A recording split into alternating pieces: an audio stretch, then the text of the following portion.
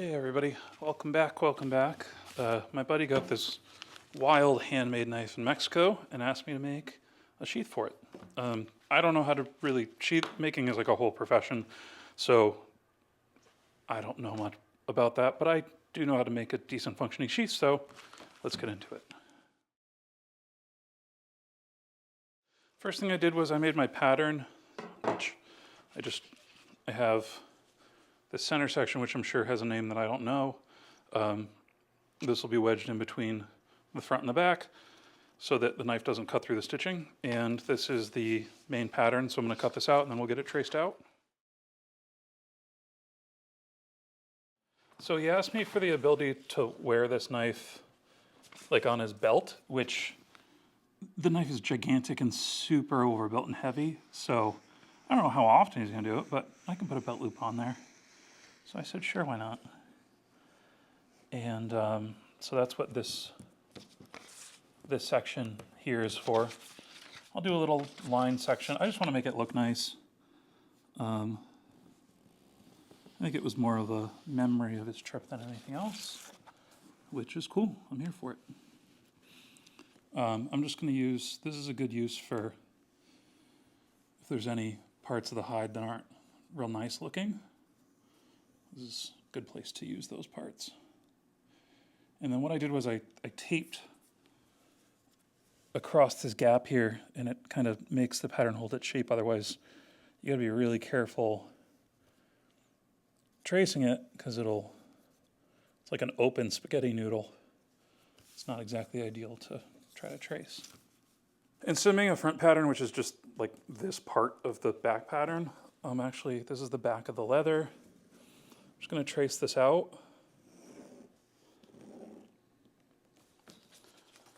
And then I'll use this pattern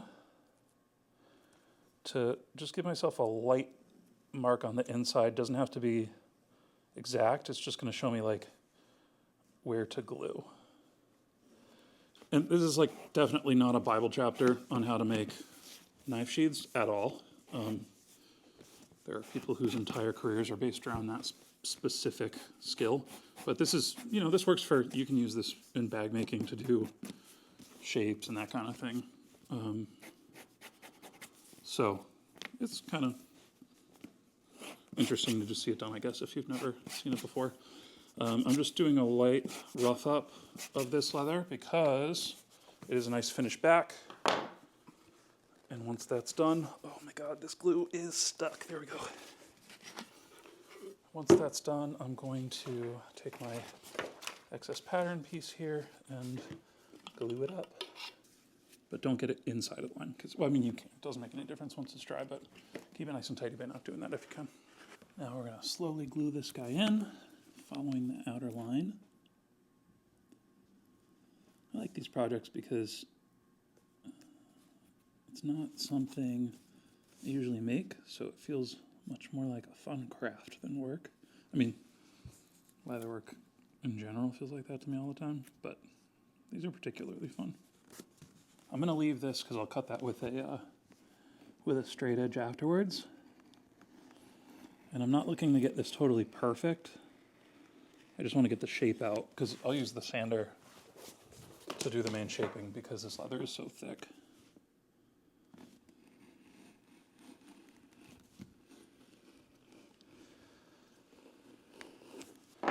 So because I kind of have no idea what I'm doing, I'm going to use the knife now and slip that in there. It goes this way, like that. And I'm going to make some marks, basically just like that. That's going to show me where I want to make my straight cut.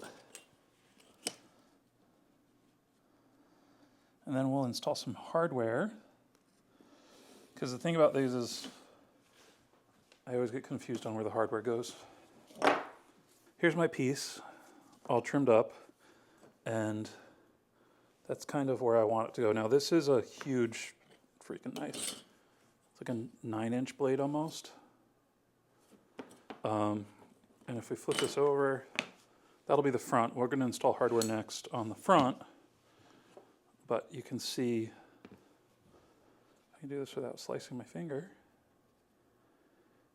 It fits right there, and it gives us a little bit of a break, so hopefully it won't be smashing up against this edge all the time.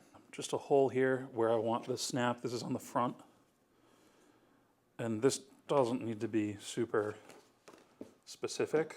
The location, it's really not that big of a deal. But the big thing is this is the whole knife, and the knife's going to come up to here, so it needs to be able to wrap around the whole knife, not just the sheath itself. And here we go. I'm going to use the super sleek magnetic closure snap thing. Once the hardware is installed on the front, we can trace out the big old backside. And this we have to line and do some funky stuff with. So this is going to be a fun piece to make. All right, we're getting a minor bit funky here. So this is like kind of a Mexican basket weavy type pattern. I don't even know where I got this. It's like a remnant. And this is going to be the belt loop that flips over. So this is going to be open grain. I want to stitch this anyway for strength. And I figure since the knife was from Mexico, we could just line this one little part with this just for a little added detail. So I'm just going to cut a little chunk and do a little skiving, and then we'll glue it in and then stitch it up.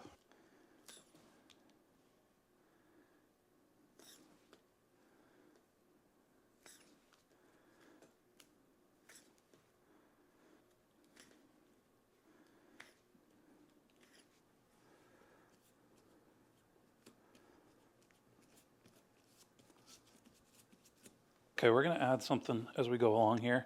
I made this little trim piece. I want there to be, this is going to be the front, and I want to both cover this button top here, even though this is brass. The knife blade is stainless steel, so it wouldn't mark it up. But I want to add some structure, so I'm just going to slot this in. And I skived it down so it'll be a nice smooth transition, and then I'll stitch along the top of this before we put the rest of it together. I'm going to get a little crazy with this one, use 5mm stitching, just because it's such a kind of a big piece. I feel like small stitching would look kind of weird.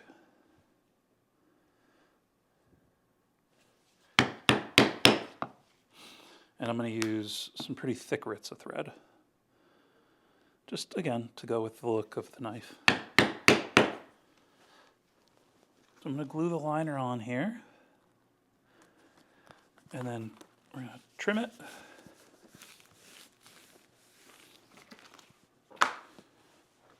Hopefully this looks really nice.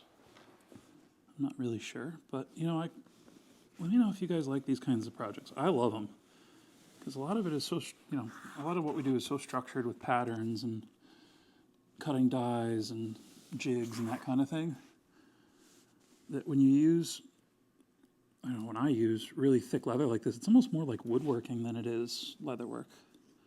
Adding layers, and it's just so much more structural. I'm into it. It's a nice change of pace.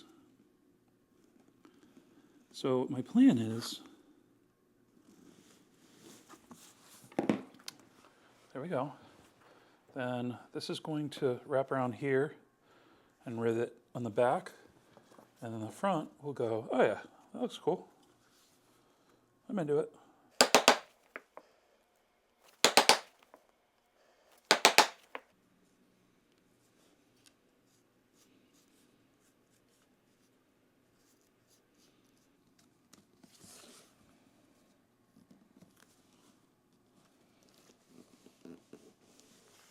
Now, once we're glued in, I want these edges to be nice and flat. So a good way to do this, you know, you can use sanding machines, but I like just old-fashioned sandpaper. This is 220 grit on the workbench, and because I want this edge to be nice and flat, I'm going to use my workbench to just create basically a leveling surface for me, and just going to work that down till everything is nice and even. Now, it doesn't have to be a straight line. You know, this has a curve to it, but it's going to allow me to work this curve and use the workbench to my advantage to really get everything nice and even. And it goes quite quickly because leather is leather, it's not wood. Now we're gonna punch our holes, and this is, I guess this is the one little interesting part of this job. You know, if you're using straight veg tan, if you're tooling, you're gonna have a big seam here to get a stitch through. And I've seen a lot of different ways to approach this. Some people attach stitching chisels to drill presses. Some people just use drill presses. None of that is wrong. The only right way to do something in leatherwork, I maintain, is the wrong way. Everybody has their own way of doing things. But when this is 3 layers of 8-ounce thick leather. When I go to punch something this thick, I use my stitching chisels, but I don't punch all the way through. I just mark. I use them as marking chisels. And I hammer through as far as I feel comfortable, keeping the stitch hole straight, because otherwise, to get all the way through, I'd really have to hammer it down, and then you get to deforming things, and you know, it's just not ideal for me, at least. If you can do it, go for it. I'm going to use mine as marking chisels, which I think these were actually, like, originally that's what they were used for to begin with. And I'm going to go around just giving myself a nice serviceable stitching mark that I can then go in with a French awl to finish off. Okay, so we're going to start with, this is a French awl. It's got a diamond blade on it. Now this is the buckler when they make it. It's got like a little Allen head screw here, and you can get different blades for it, which is great, or replacement blades. The way we're going to do this, you want to put this in a stitching pony. Usually, I do not have one, so I just do it by hand. We're going to hold our blade at the slant that mimics the slant of our stitching chisel mark.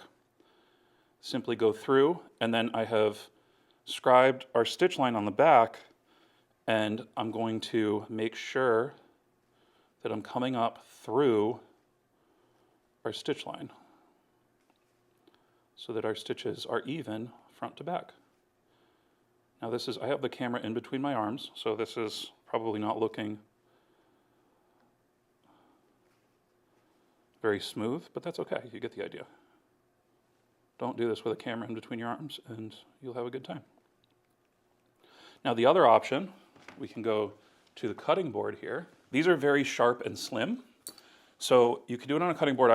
I would recommend doing something on using like cork or a scrap of leather, but you can simply go one by one, again matching the slant of the stitching hole that you've made, and just go right through. And you'll see we have a nice hole, and we're going to be able to stitch that no problem. So that's how I do it. I don't use any like heavy machinery or drill presses or anything like that. That's kind of the more traditional way to do it. All right, once I have everything sewn up here, it's time to assemble everything, and everything should go together with one rivet. So I made this little button strap. Well, the first thing I'm going to do is I'm going to attach it to the magnetic snap in the front so that it's positioned correctly. I have my rivet going through the top here. On the back, I'm going to put my strap in, then my belt loop, and then I'm going to top it off with, yep, there we go, our rivet here. And all I have to do is rivet this, and we'll be good to go.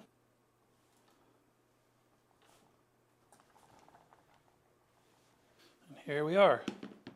Now, is it the right way to make a leather sheath? I have no idea. Does it work? Yep. So this is a big old knife. Goes right in, fits right up there. There we go. Ready to go. So let me know how I can improve my sheath making skills. I don't make these for customers. I only make them for friends and stuff because I don't really know what I'm doing.